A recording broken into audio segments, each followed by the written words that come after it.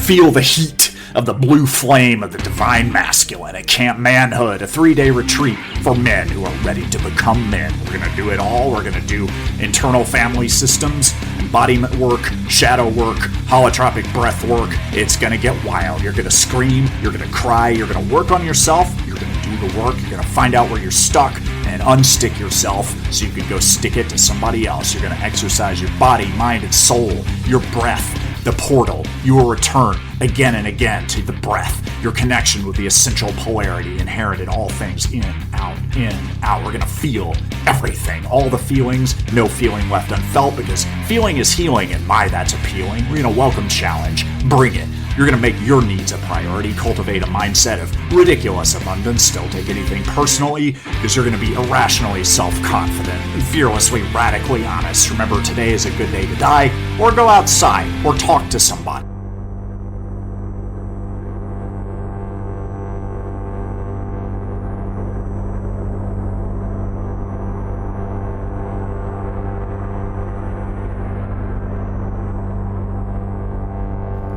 Keichung, Los Angeles, is 16:30 a.m.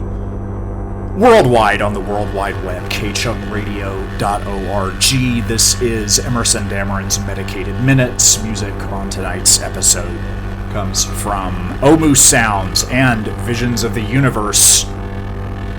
I'm Emerson Dameron. I am the producer, performer, the warm and fuzzy center of the universe of Emerson Dameron's Medicated Minutes, and also red hot and rock hard center of the universe. And tonight, I would like to take the liberty of sharing with you a compelling dream that I had. Perhaps your heart sinks at hearing this proposition.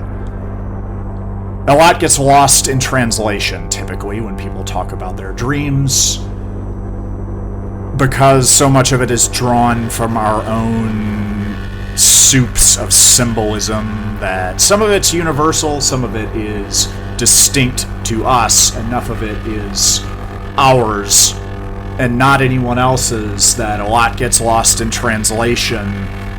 And a lot of times it makes sense to us on an emotional level in a way that we have not fully sussed out, but other people don't have that luxury.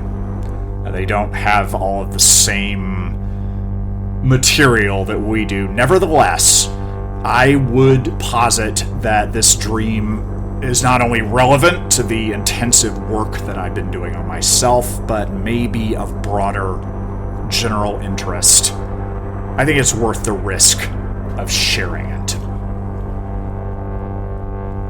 To begin, I will say that I am more a fighter than a lover.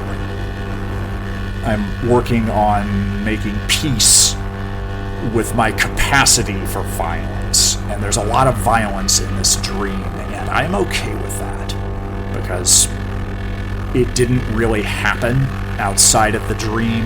It is of symbolic storytelling utility within the dream. And it is important for us to acknowledge and cultivate our capacity for violence. If we are not ready to kill when necessary, it makes us hard to trust and rely on in a potential combat scenario or the age of discontinuity, which comfort will give way to chaos. It's already underway. You must be ready and able to kill, but not willing. That's where it gets weird. You should never initiate any violence in real life unless it is very much called for. And I was not initially initiating any violence at all. I was orienteering my way through a woodsy landscape, and it felt like I was in an apt milieu for me. I spent a lot of time in the woods as a child, time with nature. I think nature has healing power. I think it can potentially save us from our own self-destruction, or maybe accelerate it. It takes the Mark Fisher accelerationist approach and just get us off the planet so it can start undoing the damage. Either way, nature is going to be an important part of what happens with the human race. It always has been. We should acknowledge it. The woods have always been a place of peace for me. It's where I went when I got dumped the first time, when I stopped believing in God. In the evenings, in the twilight hours, I would walk with my father down a paved road, which was surrounded by woodland on either side, and we would sometimes encounter copperhead snakes that had come out to make themselves comfortable on the pavement. My dad carried a hatchet for the purpose of beheading them on sight. They're poisonous snakes. I guess he wanted to exercise an abundance of caution, or make peace with his capacity for violence and actually kill something that would not be missed by anyone who could have an effect on his freedom or reputation. I don't necessarily condone it, but I was always interested in if a copperhead loses its head, is it still a copperhead? It's a bit of a Ship of Theseus flavored problem. I was traversing the wilderness day and night, using the North Star to navigate, and I was extremely dissociated. I was not in touch with my body. I could tell from looking at myself that I was quite jacked compared to how I am in waking life, in which my nervous system has taken a beating over the last few years. I've lost a significant amount of weight, as more than one person who has known me for a minute has observed. In the dream, I am a beefcake extraordinaire, but I can't really enjoy it in an embodied way because I'm just very dissociated and not in touch with my body. Some people love dissociation and pay good money for it. Aficionados of ketamine and other dissociative drugs will overpay obscenely for the experience of dissociating. I wouldn't say that I love it, but I see the utility, and I could feel, or not feel, as the case may be, in the dream that I was becoming a more effective conduit. I normally assume that I have free will. I think it's a convenient misapprehension and interpretation that is not accurate in the way that we believe it is, and perhaps need to believe it is, to keep society humming along. I believe a lot of stupid things for the sake of convenience. I consider that to be one of them. In this dissociated state, I felt much more receptive to letting the lightning live through me. I felt possessed by strength, electricity that was not strictly my own. And I was on a mission. And I had a sense that time was of essence. I was going to find my old friend, who I considered the one person that could understand the pain that I was carrying around in my chest. Beneath the dissociation, the sense of frozenness, there was a sharp pain of heartbreak that had been getting worse over time. Heartbreak sometimes gets better over time. I mentioned that I'm more a fighter than a lover. Love is the more frightening of the two. My advice to myself at this point is to be the less invested partner, or the least invested partner in a potential polyamorous situation. But the romantic will out. The romantic is stronger than the cynic. It has more to live for.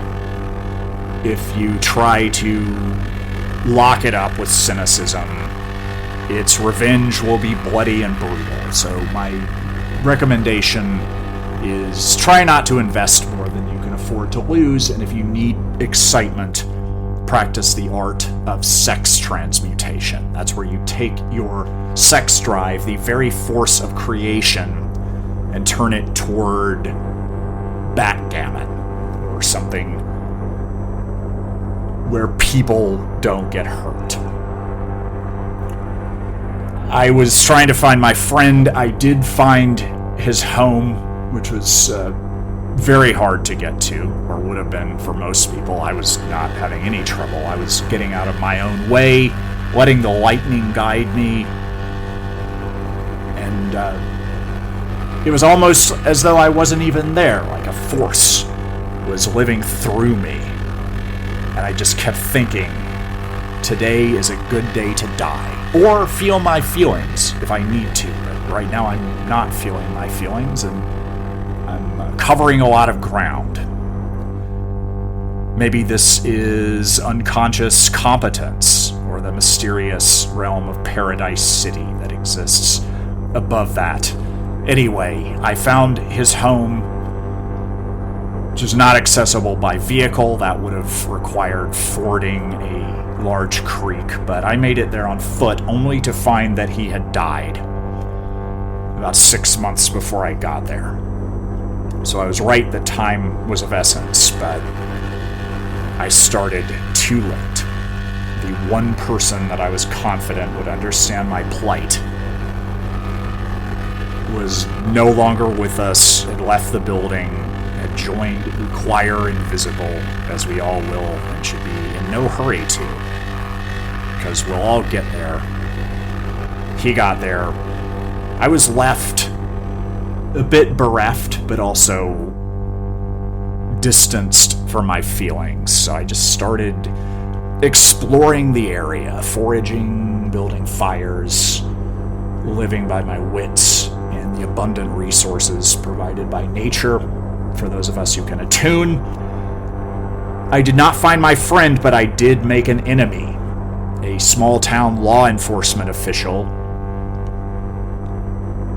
Took an instant dislike to me. He was driving, he saw me walking by the road, and said that he wanted me out of town immediately, offered to give me a ride to the edge of town. And I don't think he was trying to be helpful. I think he took an immediate dislike and wanted me out, which I was not terribly shocked by. I've always felt like I had plenty of enemies. I personally can't relax around someone if I don't know who they are or what they stand for. That's the disease to please. If you want to please everyone or some generic person, you're not really gonna win anyone's trust. You're just trying to avoid making enemies. I'm not afraid of making enemies. Your enemies show you who you are. In this case, my enemy threw me in jail and deprived me of my freedom, which is my most valuable asset. And if you ever decide to hold me captive in this way, which if you have never spent the night in jail, it's horrifying in a way that's hard to describe. If you should do this to me, treat me poorly. You can include light torture. Just keep me busy. Help me keep my survival instincts alive. Do not treat me well. Do not let me get comfortable in your jail. I was tortured badly in this jail. Had some flashbacks to being treated very poorly in a place with different foliage indicating a very different part of the world. I don't remember much of that.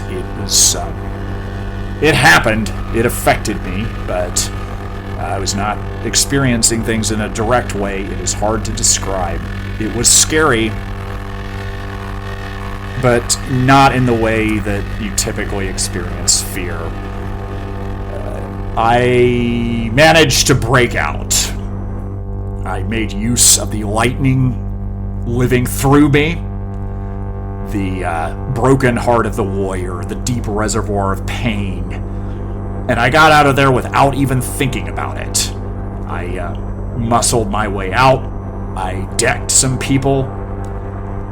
People generally love their own freedom and not yours so much. And when people get together in groups, look out. Something asinine, ill-advised is bound to happen.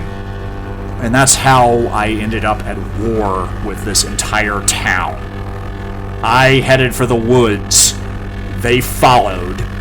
And I was at war with all the people of this town. I had not one friend. I was betrayed by the institutions that shaped me, the former allies who I waited to have them come to my aid.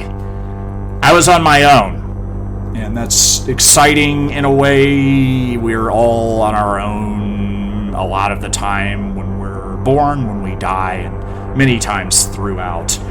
But is not so great when you are vastly outnumbered. I survived long enough by my instincts or whatever was living through me that I now know that if it proves necessary, I can MacGyver my way out of hell. But in a situation where I'm that dramatically outnumbered, there's just a limited amount that I can do. I'm typically afraid of my own power. I keep my power. I own it. In this case, I was quite selfish with it, as I had no allies, and I needed it all for myself.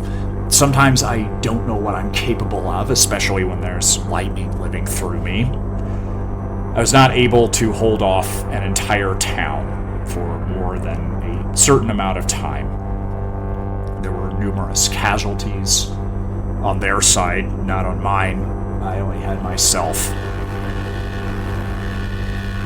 But eventually, my good fortune began to run out. I was cornered, and I had to resort to my own personal honor code, which is so complex that I don't understand much of it. And I considered ending it myself, which is, if you have 3 options and one of them is suicide, you need more options. It should always be the very last resort. People who attempt suicide generally think, what the hell have I done? I assume it's not a pleasant experience, but I needed somewhere to go, and I considered possibly back to whatever soup I emerged from. But I decided instead that I was going to allow myself one final showdown with SeaTac, the enemy who definitively showed me who I am. I took him right out. I expected his allies to come after me at that point, but I guess they didn't like him much either. They anointed me the new king of the goons of this town, which is more of an inconvenience than anything. I'm still not quite sure how I'm going to handle that, or if it's the kind of power I want, but I was hailed as a hero, at least by some, reviled by others, as any hero must be. And somebody handed me a copy of a book called The Body Keeps the Score, and that's when I woke up.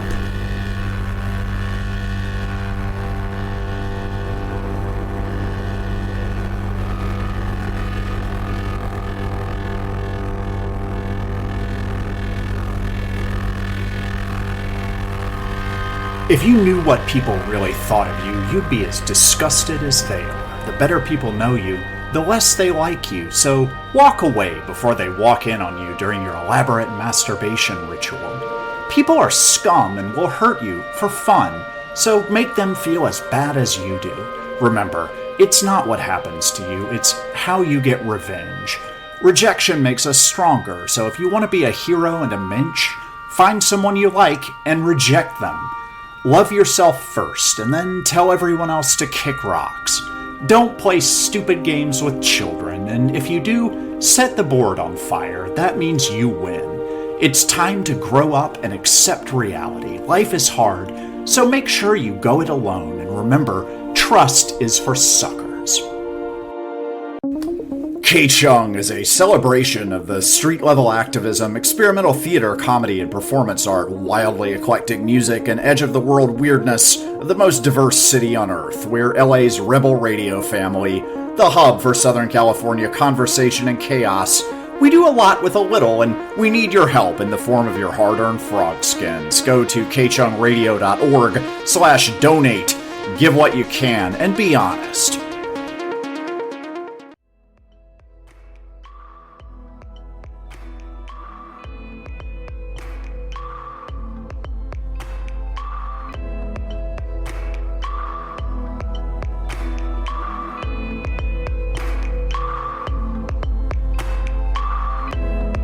We open in a dingy apartment in the aftermath of a drunken hookup. Tommy is lying on his stomach, face down, face in the pillow, continuing to snore, still thoroughly passed out. Natalie has woken up, once again facing a brutal hangover as a result of having a little bit too much to drink, getting older, carrying around the disappointments and indignities of a lifetime. When Tommy wakes up, they do a little hair of the dog, do a little straightener from the 8-ball that Natalie has in case of such emergencies, and it brings them back to life, and they start talking, and Tommy starts talking about his plan, which he's been talking about for 2 years. Almost everyone around town is familiar with it. His plan is to solve all of his financial problems and get revenge for an old grudge of the sort that he has against many denizens of this town by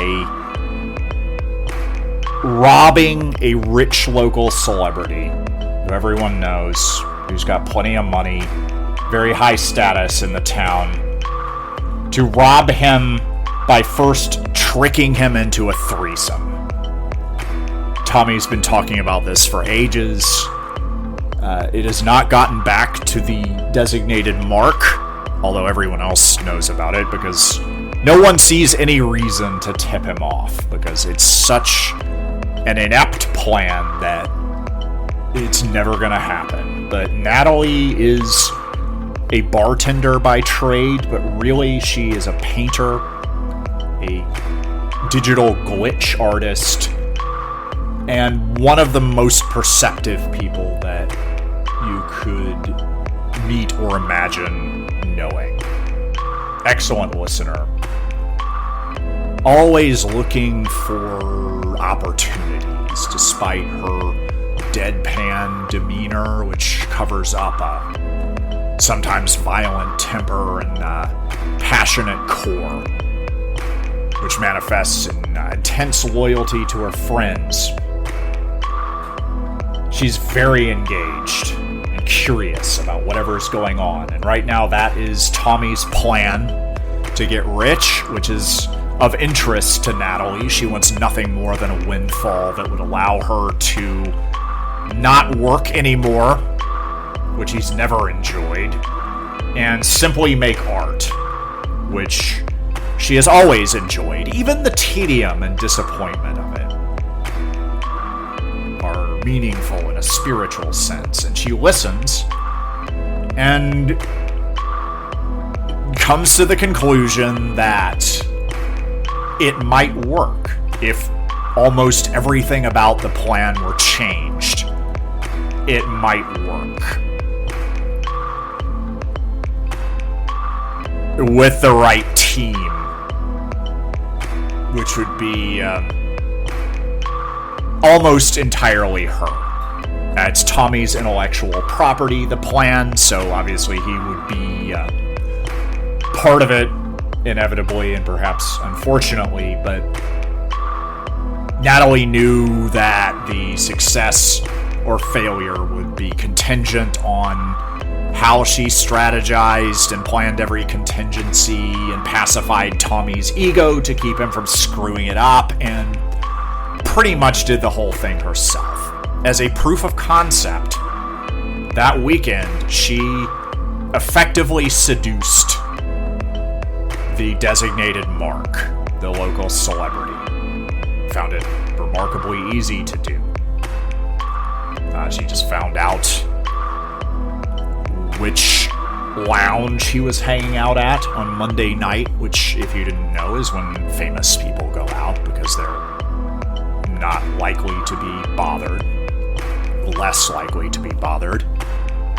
If they don't mind being bothered a little bit, but they don't want to deal with the Friday crowd, they go out on Mondays, and she tracked him down.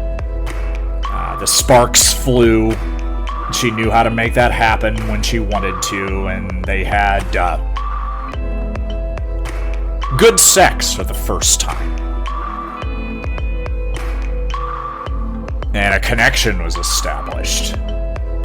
Meanwhile, on the other side of town, Tommy was getting into a fight with one of his enemies, who stayed on the other side of town specifically to avoid this scenario playing itself out. It was over an ex of Tommy's from 4 years prior, who had dated the enemy 3.5 years prior, had now thoroughly moved on, but Tommy never got over it. And this guy became the target for his hostility. And they finally ran into each other despite his best efforts to avoid a confrontation. They came to blows. Tommy was arrested, arrived at the jail very inebriated, and leaked some crucial details of Natalie's plan to his cellmate. Natalie figured this out from getting a communique from the cellmate demanding to be cut in on the plan, which is frustrating to say the least, but was always something that was in the realm of possibility. So she went ahead and got him to come along with her to the party at the Marks house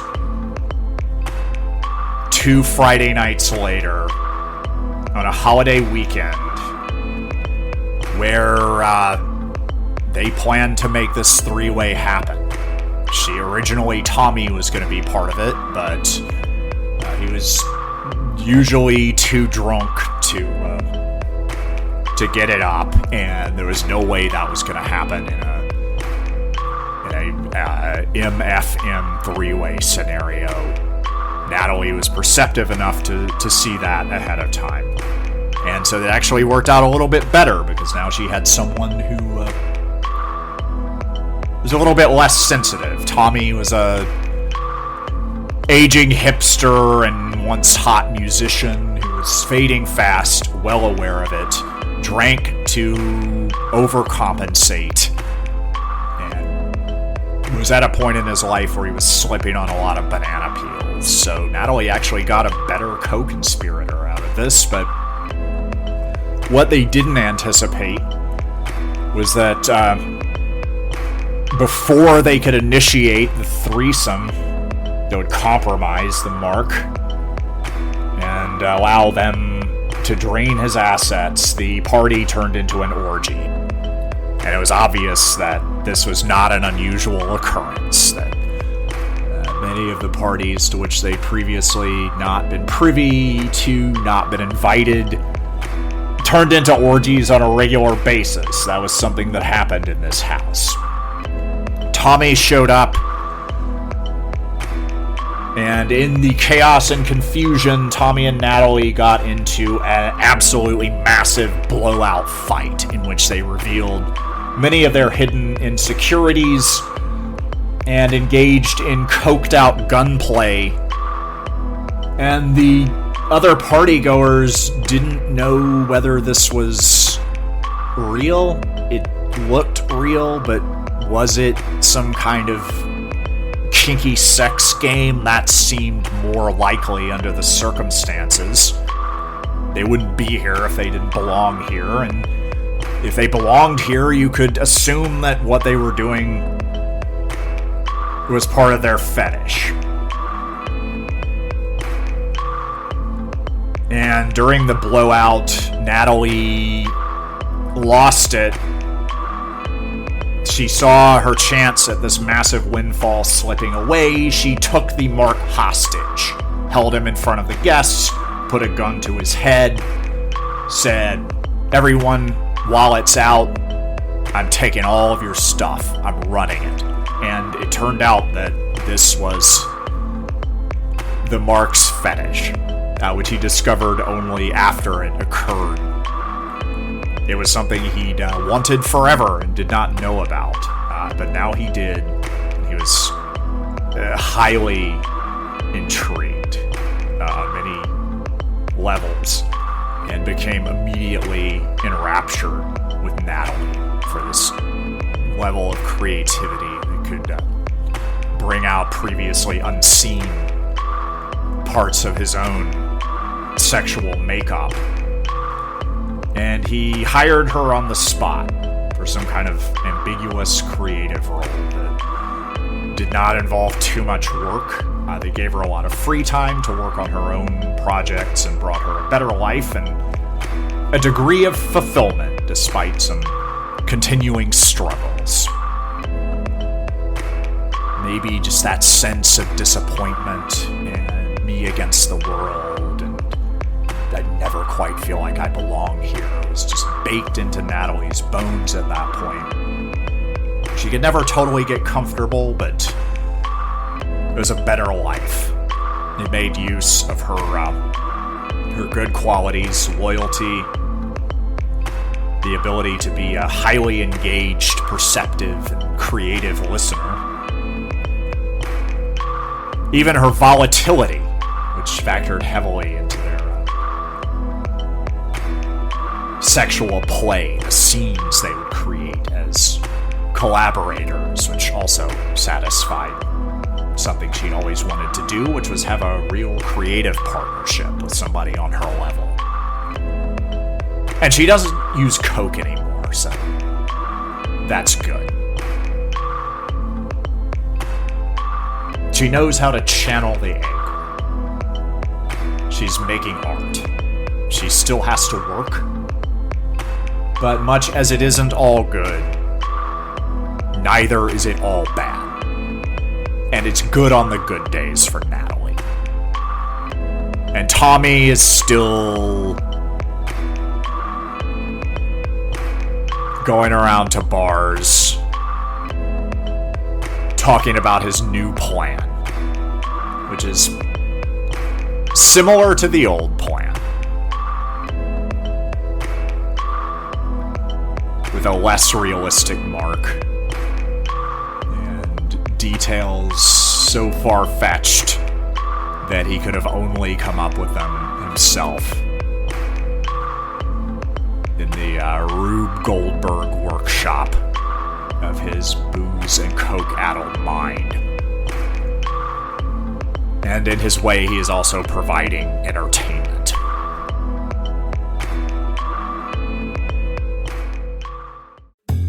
Love bomb me, baby. I'm not a come-and-go guy, so drench me with attention all day and all night. Turn me inside out with the sheer force of your gothic romantic intensity. I want to hear you say, I'm the red-hot, rock-hard center of the universe to you. If you want it, I want you to beg for it, so I can tell you to slow down and ask very, very nicely. Our sex is bananas in a blender because you sold me a timeshare on your nasty side. If I get another woman on the side, I want you to throw a monkey wrench in that so I can learn some discretion. The thing about me is I have treatment-resistant chronic depression, and I like love bombing. It's the only way you're gonna get through to me.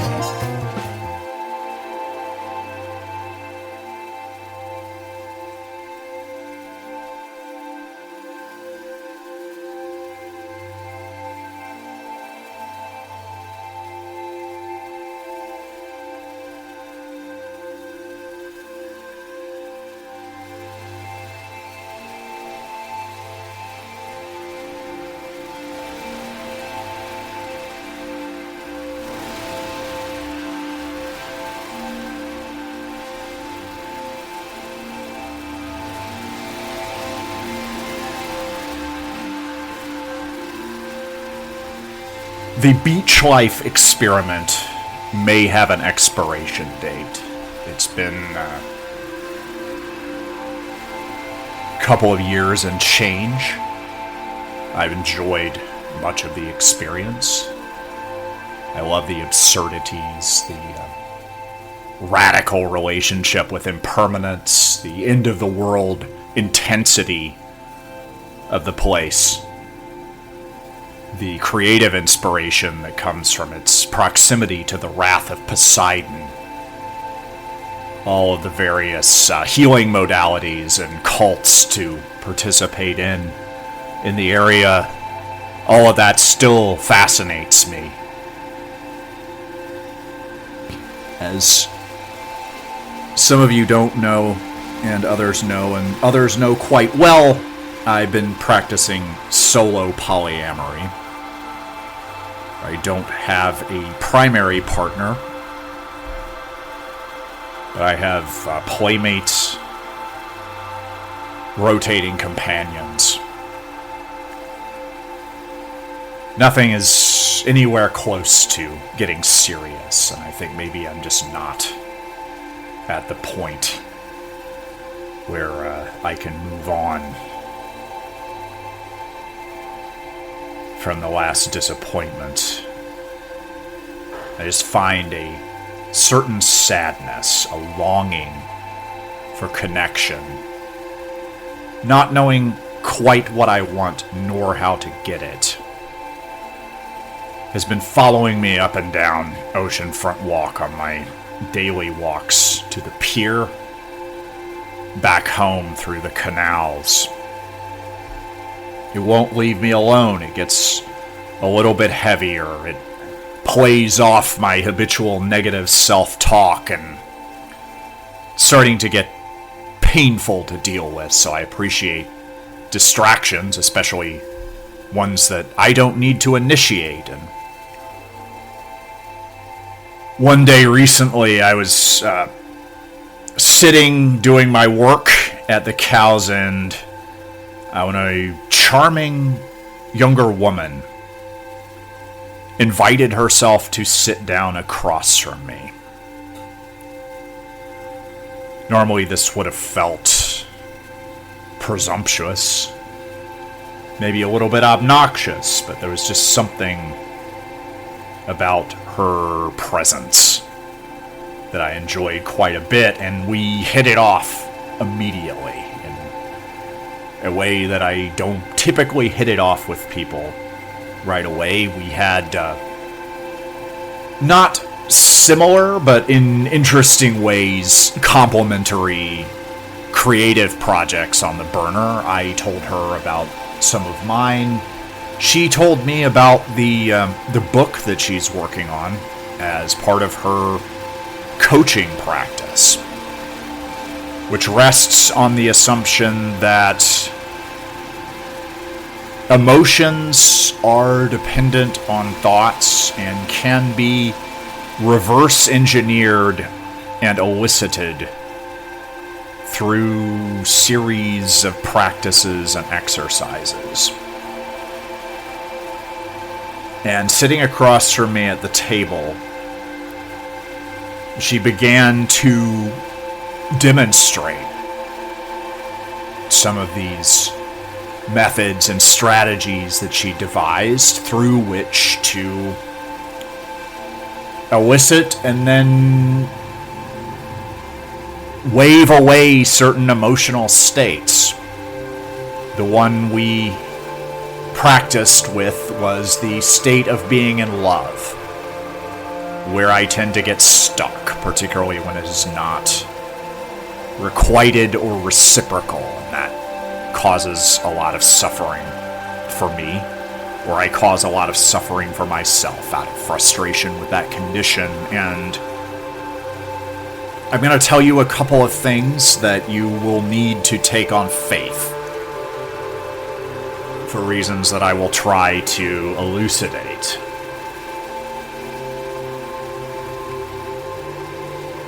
Number one is that it worked. After doing this exercise with this beautiful, alluring, almost magical seeming young woman, perhaps because of her flowy dress and tiara. And I would posit that there is no outer person and inner person. The two are intimately connected, and we become what we pretend to be, and the costumes that we wear reflect who we are and can help us become who we want or need to become. And I'm not sure which came first, the sparkles or the aura of sparkliness, but she had both. And I'm sure that helped with the set and setting aspect of the effectiveness of this exercise. But by the end of it, I was able to not only fall out of love, which I'd been aching yet weirdly reluctant to do because I didn't know who I would be on the other side of it. It's been so long, I just didn't know what to expect if I managed to extricate myself. And what happened was I could, and I did. And then we continued. We'd been there, I now realized, for almost 4 hours. I usually don't hang out for more than 2 at the longest, because I tend to get restless. But I did not notice the passage of time, and our work together continued, and I found that by the end of it, much like certain romantic partners that I've had who have special circumstances, support systems that they've worked over years to develop for themselves, are able to create these intense romantic and sexual connections with people that they can then freely dip into and out of. And I found that I could wish away my feelings of romantic and sexual attachment that activated all of my old attachment wounds, which I always thought was just, there's nothing but passage through the fire that can really work with that. But as I found through doing this work, I could get out of there and then go back in. I could re-elicit that feeling of being in love under much the same circumstances, or for a random passerby or passers-by if it was going to be that kind of Friday or Saturday night. I did try it out that weekend, and it proved devastatingly effective, and then I was able to get out again. I'm going to ask you to take this on faith, because I don't feel comfortable sharing the structure or the details of the practices themselves in a way that could be replicable. Because the thing is, once you've seen this, you can't unsee it. And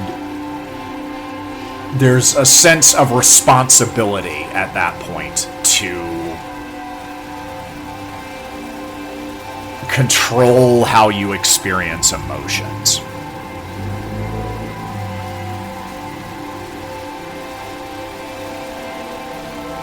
After this very intense experience,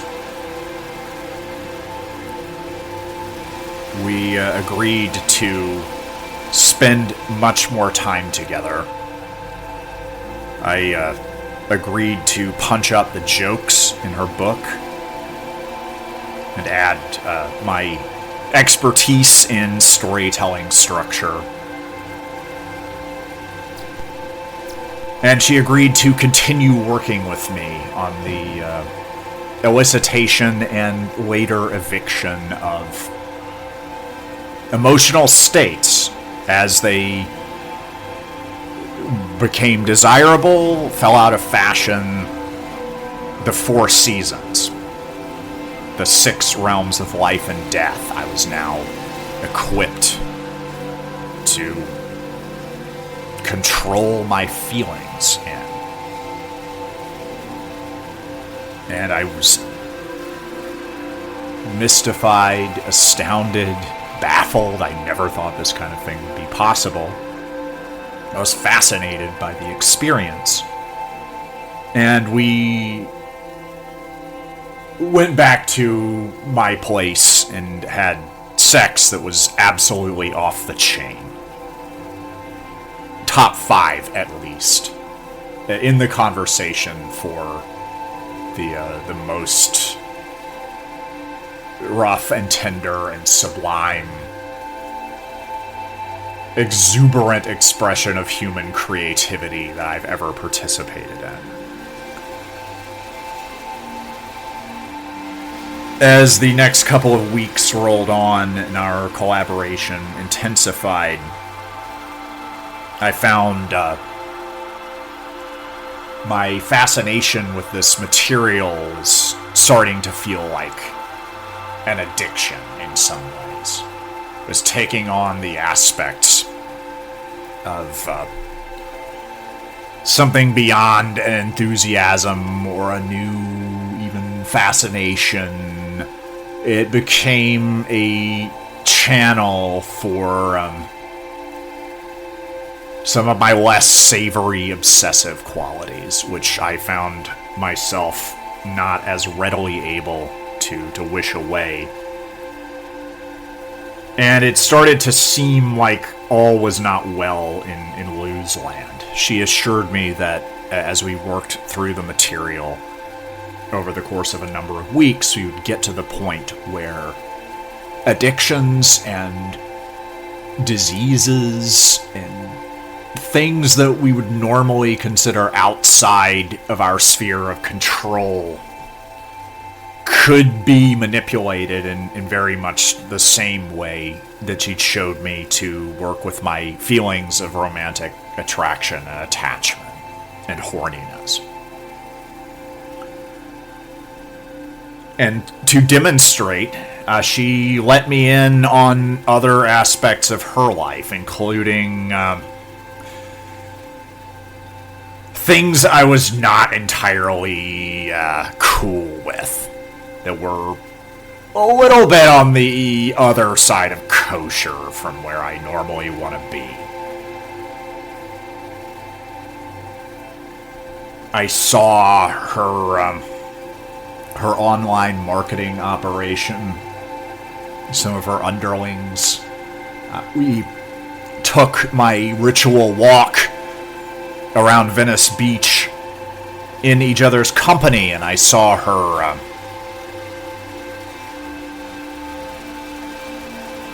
convince people from different walks of society, people with no knowledge of each other, nothing evidently in common aside from their location,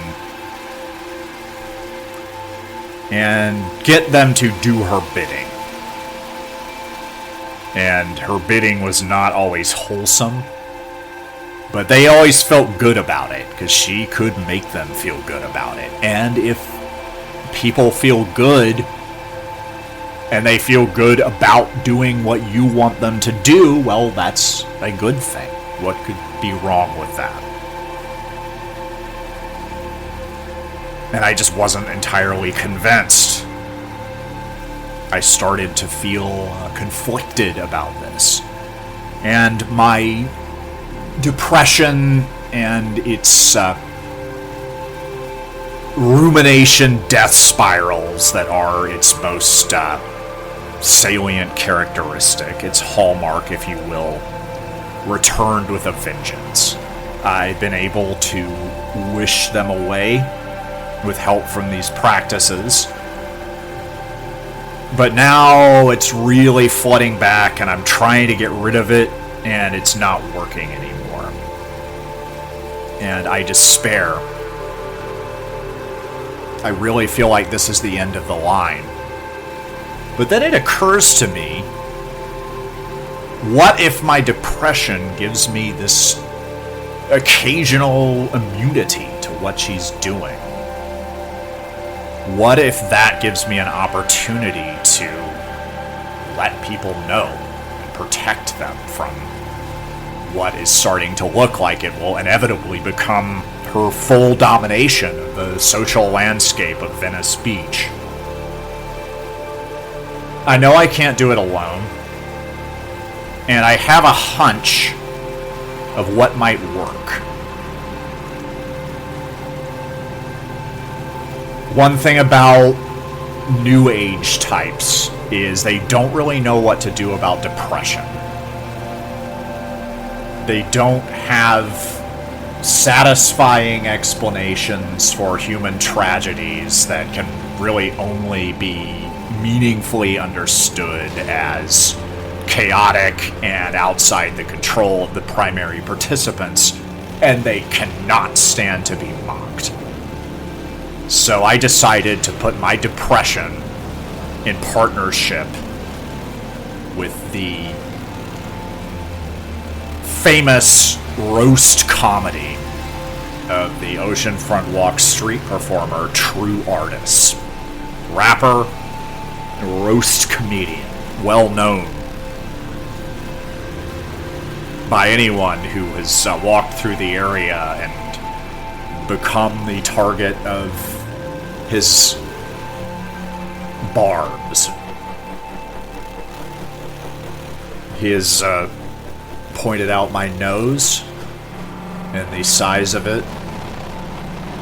I might get it fixed one day, but that's just because I am concerned that I might have sleep apnea, much as my dad does, and maybe fixing my nose would help with that. I sort of like having a trademark. I like looking a little bit like a boxer who has seen some things that cannot be unseen, including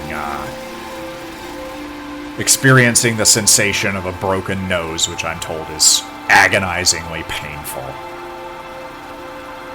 I never have, but it looks like I have. And I don't want to give that up. It's not everyone's cup of tea, but for some people, it's just what they're looking for. And it's part of my presentation. Anyway, I am getting sidetracked.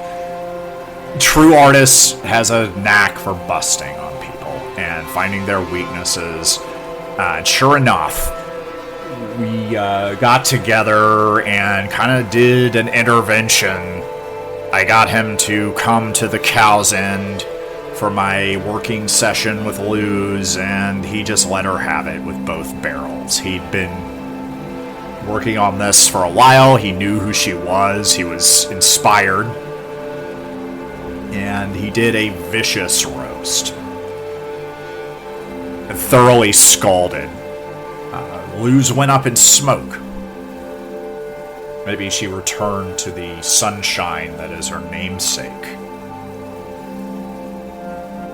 But she left her solid and liquid form and disappeared into the atmosphere. I got an interesting story out of it. I got what is perhaps most thrilling to me in the areas of human connection, which is a fruitful creative collaboration.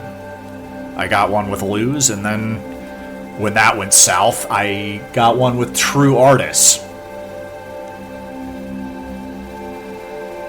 We parted ways after that. It was not a sustainable partnership for a number of reasons I would not want to get into. I have nothing but respect, and I believe that's mutual, but I left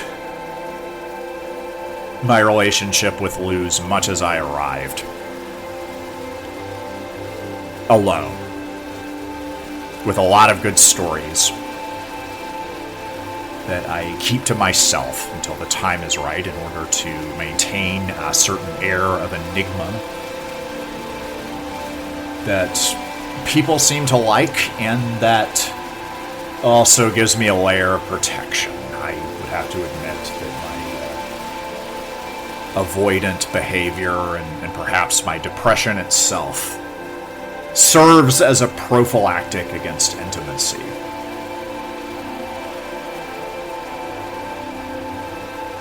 So even after saving Venice Beach from what certainly looked a lot like the deepest levels of manipulation, with the intent to be roped into voluntary servitude and like it,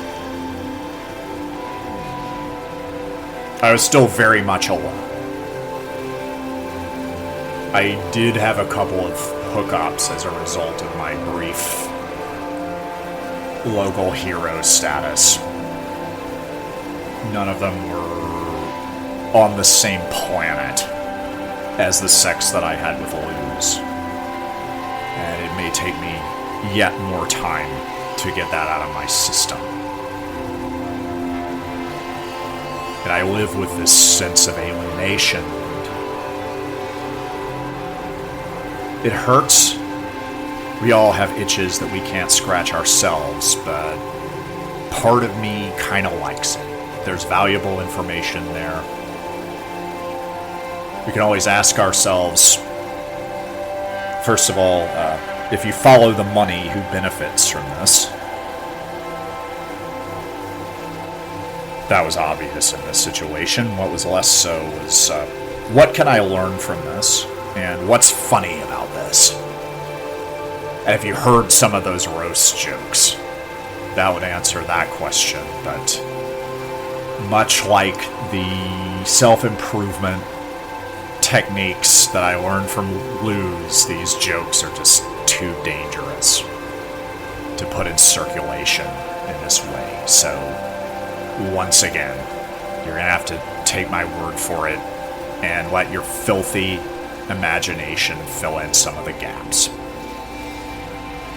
I think if anyone can do it, it's you.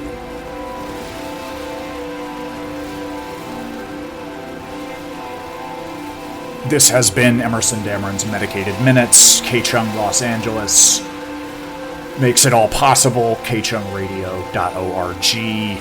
Lots of good programming on K-Chung throughout the year. We are mixing it up out and about in the community, so get in touch. Come hang out. I think there may be one or two of you. I promised a dinner at Burger Lords some time ago and have not made good on that. You're welcome to track me down. I feel much better when I keep my word, and I appreciate accountability and being held to that.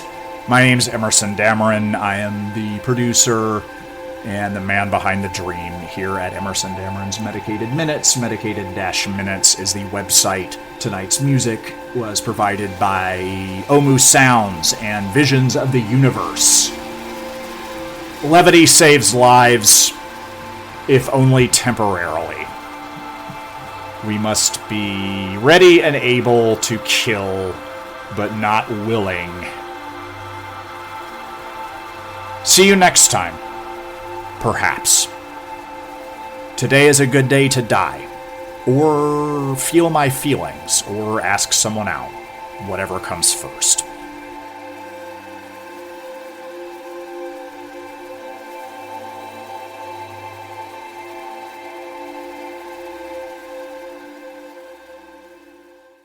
He's a present, patient, and passionate lover, and a voracious listener, discerning the ways to degrade you that'll make you feel great about yourself. His dry wit brings levity to those and the other indignities of life. He knows when things are too serious to take seriously. He hits the spot, but won't blow up your spot. Hook up with Emerson Dameron this week and make memories you'll never tell your subsequent partners about. With Emerson Dameron, fun comes first, and so do you.